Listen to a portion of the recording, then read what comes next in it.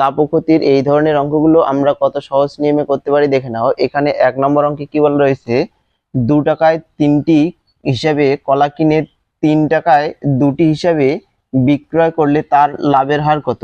তাহলে এখানে একটি কলার ক্রয় মূল্য বাই একটি কলার বিক্রয় মূল্য কত সেটা আমরা দেখে নেব।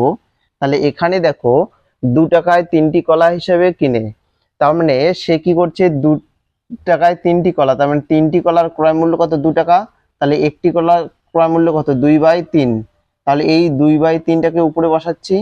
ঠিক একইভাবে সে কি করছে, 3 টাকায় 2টি কলা বিক্রি করছে, তার মানে 2টি কলার বিক্রয় মূল্য কত, 3 টাকা। একটি কলার বিক্রয় মূল্য কত হচ্ছে, 3/2।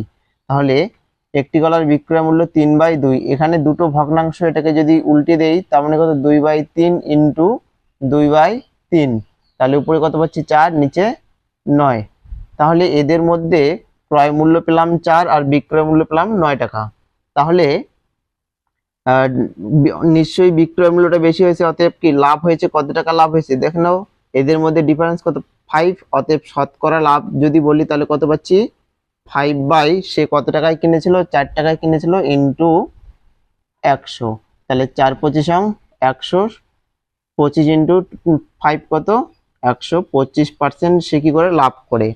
এর পরের অঙ্ক 2 নাম্বার কি বলেছে, 10টি কমলা লেবুর বিক্রয় মূল্য 13টি কমলা লেবুর ক্রয় মূল্যের সঙ্গে সমান।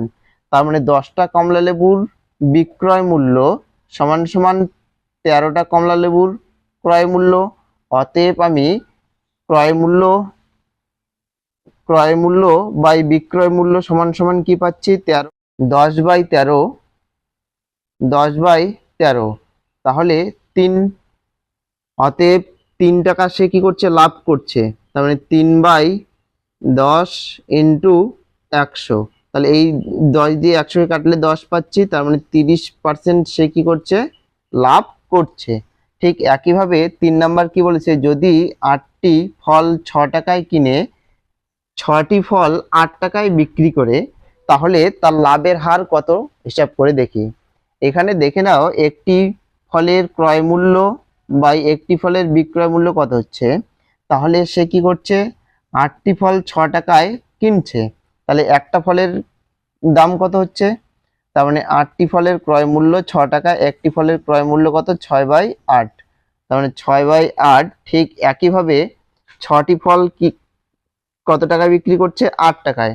তাহলে একটি ফলের বিক্রয় মূল্য কত হচ্ছে, 6টি ফলের যদি বিক্রয় মূল্য 8 টাকা হয় তাহলে একটি ফলের বিক্রয় মূল্য কত, 8/6। তার মানে 8/6। তাহলে এই ভগ্নাংশ দুটোকে যদি আমি উল্টে দেই কি পাচ্ছি, 6/8 ইন্টু 6/8। তাহলে এটাকে যদি কাটাকুটি করি কত পাচ্ছি, 3 দুগুণ 6, 4 দুগুণ 8, আবার 2 দিয়ে কাটি, 4 দুগুণ 8, 3 দুগুণ 6। তাহলে উপরে থাকছে 9, নিচে 16। তাহলে এদের মধ্যে ডিফারেন্স কত হচ্ছে, 7। তার মানে বিক্রয় মূল্যটা যেহেতু বেশি, তার মানে লাভ হয়েছে। তাই শতকরা লাভ সমান সমান 7 ক্রয় মূল্য কত, 9 টাকায় কিনেছিল, ইন্টু 100। তাহলে উপরে 700/9, তার মানে 77 পূর্ণ 7/9%।